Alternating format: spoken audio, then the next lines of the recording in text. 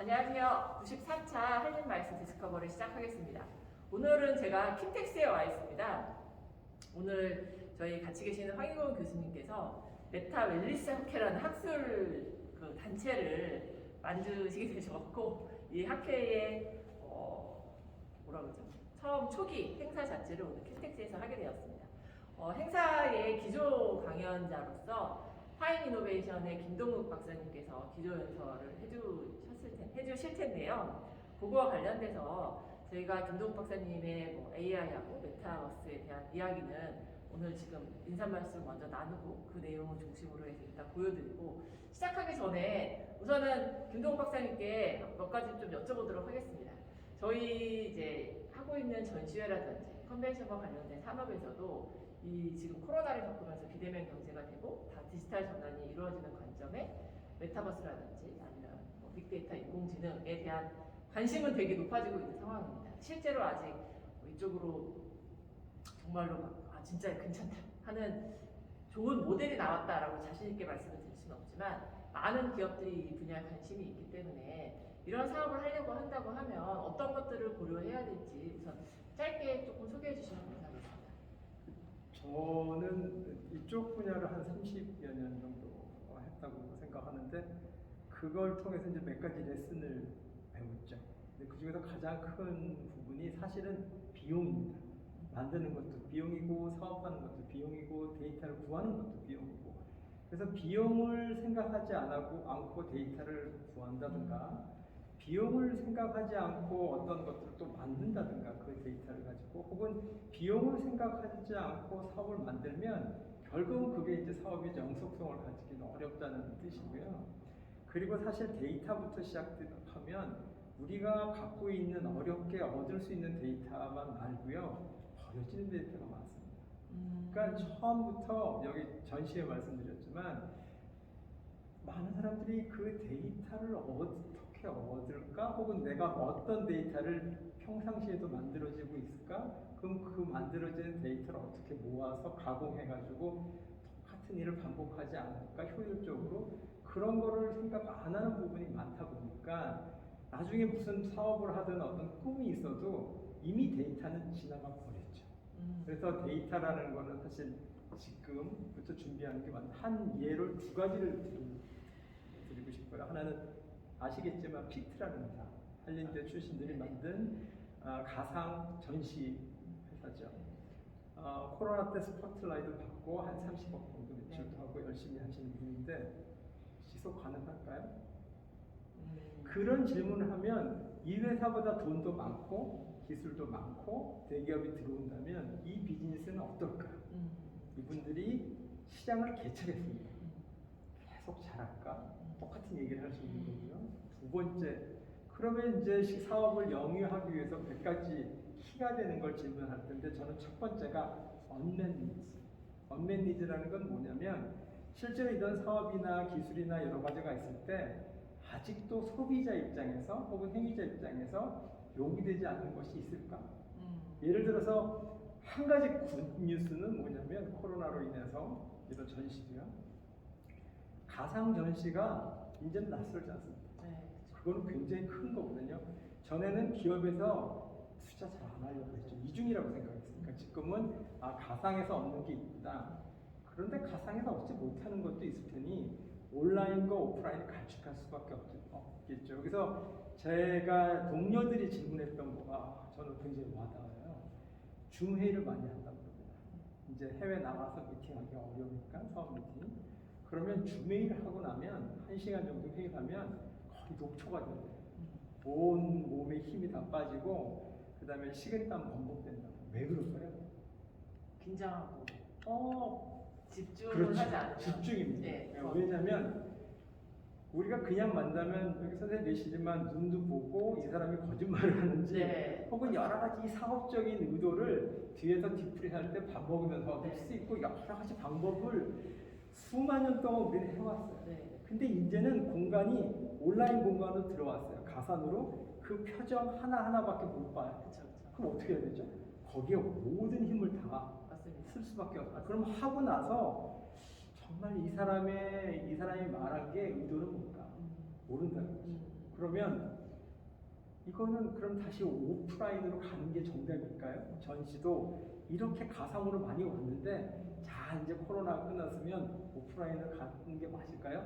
아마 사람들이 아깝다. 아까 말씀 첫 번째 이유 비용 때문입니다. 네. 그러면 결론은 오프라인과 온라인을 이런 전시 행정에서도 같이 쓸 수밖에 없고 각각의 장점을 부각시킬 수밖에 없다는 얘기고 오프라인에서 얻을 수 없는 온라인의 장점들이 있지 않습니까? 근데 그런 것들을 오프라인에 갖고 장점과 연결해 주는 것이 굉장히 필요하죠. 아까 같은 예에서 재밌는 기술적인 방법이 하나 있어요. 하나로 만약에 앞에서 어느 대표가 온라인으로 자기 회사의 제품을 설명하고 등등 한다면 그게 정말 진짜인지 아닌지 얻을 데이터가 없잖아요. 네. 데이터를 좀 더 많이 오픈해서 준다면 굉장히 다른 얘기겠죠. 혹시 그 얼굴 인식을 아시잖아요. 네. 얼굴 네. 가지고 표정이 누군가 네. 감정 인식 아시죠? 네. 감정 인식은 이 사람이 웃는지 우는지 그쵸. 어쩌지. 네. 근데 감정 인식에 히든 힘이 있어요. 거짓말 탐지기. 심지어 큰 미국의 제약회사는 C레벨, 네. 그러니까 그 사람들 투자가 많이 들으니까 네. 뭐 탑레벨 CEO나 이런 사람을 뽑을 때 이 사람의 첫 번째 인터뷰를 아바타가 합니다. 그래서 이분이 똑같은 질문을 다양하게 해주죠. 심리학적으로. 그래서 이분이 얼마나 솔직한가, 위기에 얼마큼 잘 적응해서 말씀하시는가 이거를 다 봐요. 일례로 기술이라는 게 굉장히 저는 전시 공간에서 중요하다고 얘기하는 게 기술을 빨리 가져와야 되거든요. 네. 개발하실 필요가 없고 한 예로 지금 저희가 같이 하고 있는 분이 감정이식 분야 우리는 일이 보는데 그분이 하는 건 뭐냐면 얼굴을 이렇게 찍습니다. 그리고 감정의 변화를 계속 모니터링해요. 근데 이벤트가 나고 나서 0.2초에서 0.5초 사이에 우리가 알고 있는 본 얼굴이 나와요. 감정. 그리고 그 다음에 만들어진 감정이 나옵니다. 슬픈 얘기인데 조금 왜 웃죠. 네. 그런데 배우들은 그런 걸 잘하죠. 그런데 처음에 0.2초에서 0.5초에 있는 것들은 경험이 많은 어른들은 이해할 수 있지만 보통 비즈니스에서 매번 그거를 찾기가 어렵죠. 아까 말씀 주는 것 같은 얘기죠. 그래서 그런 것들을 기술이나 여러 가지를 좀 복합적으로 하면 훨씬 더 소비자나 그걸 알고 싶은 양쪽에 전달할 수 있거든요. 그래서 저는 기존에 이제 온라인과 오프라인이 배척 관계라기보다는 적절하게 기술을 활용하는 게 키가 아닐까. 그러려면 그 분야를 제일 예를 전시라고 그러면 전시 분야에서 제일 많이 하는 분이 언맨니트 찾아주셔야 돼요.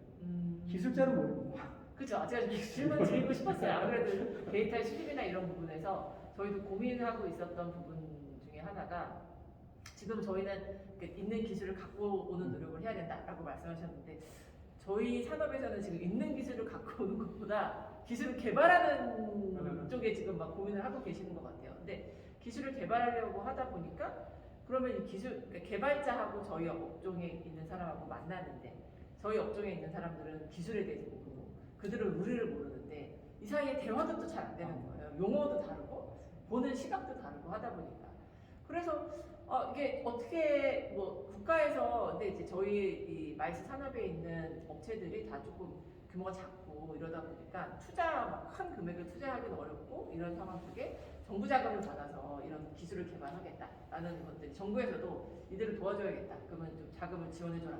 이렇게 나왔는데 그런 용역에는 다 기술하는 회사들이 들어가는 상황이에요.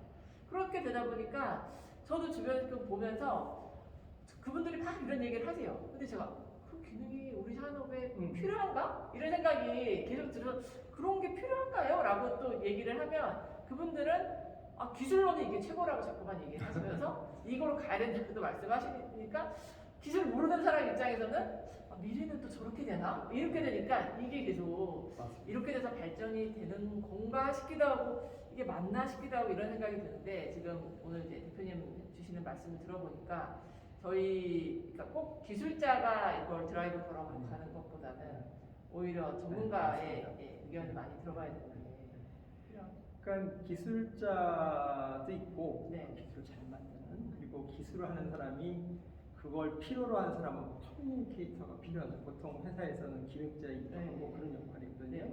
기획자는 다양한 전문 분야 사람들을 소통하게 해주고 또 찾기도 하고 또 서로 그 사람들이 이해할 수 있는 레벨에 맞춰주고 이런 역할을 하는 게 이제 기획이나 이런 분들인데 그런 분들을 활용하는 게 훨씬 더 의미가 있습니다. 한 예를 들면 드리면 90년대 대통령상까지 받은 시각 장애인용 책 읽기 소프트웨어가 있어요. 책을 이렇게 올려놓으면 이제 자동으로 책을 걸러가면서 책을 읽어줘요. 네. 멋지죠? 네. 기술자들, 엔지니어들이 많이 있습니다. 네. 아무도 안 써요. 쓰기 어려워요. 어. 왜냐하면 그걸 쓰려면 컴퓨터를 켜서 그 소프트웨어를 실행시켜야 돼요. 네네네네네. 그것까지 누가 해줘야 돼요. 그치? 안 보이는데 생각해보세요. 시각장애인. 눈을 감고 컴퓨터는 뭐 전원 정도는 켜겠죠. 네. 그 중에서 마우스를 그쵸. 꺼내서 커서를 옮겨가지고 거기 있는 위치 해당 소프트웨어를 찾아간다는 게. 이게 만약에 시각 장애인이다 그러면 컴퓨터를 예를 들어서 키기만 하면 거기 시작 프로그램 폴더에 넣어서 자동으로 키게만 네. 해주면 아주 심플한 방법이 네. 있는데 엔지니어들은 그런 거를 생각할 그쵸, 여력이 그쵸, 그쵸. 없어요. 네. 왜냐하면 자기는 시각 장애인을 모르니까. 그럼 이분은 어떻게 하면 뭐 스캔을 잘할까, 음성이 얼마나 자연스러울까 이걸만 노력하거든요. 그치. 정작 개발을 해놓고 필요한 사람들은 안 쓰죠. 똑같은 케이스가 여기저기 있거든요. 그래서 저는 이런 얘기를 옛날에 들었는 제가 이제 의공학을 박쥐죠 전공이 의학도 아니고 공학도 아니고 전공을 할 때 미국에서 지도 교수가 한 말이 좀 생각이 나더라고요. 근본적인 아이디어는요 의사가 내야 되고요 환자를 그리고 너희는 최고로 그걸 해결해야 된다. 저희가 책상에서 아이디어를 내시고 그 다음에 전시해서 쓰십시오. 이거는 순서가 팍 바뀌죠. 아이디어를 내시고 질문하시고 요구하시고 저희는 저희 분야에서 최고의 아이디어를 내야지 저희가 책상에서 막 아이디어를 내가지고 이제 이거 써주실래요? 라는 걸로는 성공하기가 상대적으로 어렵다는 뜻이죠. 말씀드린 것처럼 우리나라의 국제과제라든가 여러 가지가 순서가 좀 뒤바뀌었죠. 네. 그런 부분들이 많긴 한데 결국은 정답은 없을지 모르겠지만 협업이라는 게 중요한 것 같고 이제 시작일 수 있죠. 네. 아까 뭐 제가 원래는 시작하기 전에 한 가지 여쭤보겠다 했는데 아까 말씀 주셨을 때 줌이나 이런 화상회의를 하다 보면 집중하게 되는 맞아요. 이제 집중해서 줌 퍼티그라고 이야기하면서 제가 요 근래 해외에서 나오는 이제 뭐 여러 가지 소식이나 이런 것들 중에 오히려 화면이 없어지고 우리 그 클럽하우스처럼 그냥 단순히 그 채팅하는 목소리만 나오게 해서 보내주는 경우가 많아지고 있는 걸 제가 느끼고 있는데 그런 것도 오히려 그런 많이 화면이 다 없어지고 소리만 듣는다 하면은 이거는 더 어려워. 그러니까 저는 영어로 나오니까 더 어렵긴 하더라고요. 더 막 집중해야 되는 부분이 있긴 하던데. 장점과 단점이 있죠. 애플리케이션마다 제가 알고 있는 거는 하나는 뭐냐면 얼굴은 굉장히 중요하죠. 아까는 이제 줌이라는 걸 말씀드렸지만 그리고 회의를 말씀드렸지만 똑같은 상황에서 영어 교육을 한다고 생각하시면 그거를 하는 학생이 계속 졸려하고 딴짓하고 눈을 껌뻑껌뻑거리면서 하고 그런다면 그리고 이제 그거는 그 일이 재미없거나 문제가 재미없거나 너무 쉬운 거죠. 그러면 그 순간순간에 그 사람의 얼굴 표정이나 등등을 읽어서 이 난이도를 조정할 수 있거든요. 그렇다면 데이터가 일단은 필요한 데이터가 많아야지 맞춤형이라는 게 가능하다는 얘기고 소리는 조금 다릅니다. 소리 한번 해볼까요, 교수님? 대한민국 어떻게 하세요? 소리잖아요. 소리는요, 소리만 들으면 상상력이 더 풍부해져요. 왜냐하면 말소리는 말을 할 때 끝까지 듣지 않아도 유추합니다. 다음에 무슨 말이 나올까? 이게 장소가 나올까? 하다 보면 나오거든요. 나는 뭐 어디에 갔다라고 하면 애라고 하면 그 장소겠죠? 그래서 많은 우리가 눈으로 보면 상상력을 제한할 수 있는데 이 청각만 음무 소리만 들으면 그 인지하고 굉장히 중요한 부분이기 때문에 상상을 더 하죠. 그래서 흔히들 옛날에 70년대, 80년대 라디오 극장이 굉장히 유행이 있었잖아요. 그때 오히려 더 소름 끼치고 더 감동받고 그랬다는 거 많거든요. 그래서 이 시청각 자료가 많다고 좋은 건 아니고 적절하게 사용하는 게 굉장히 좋겠죠.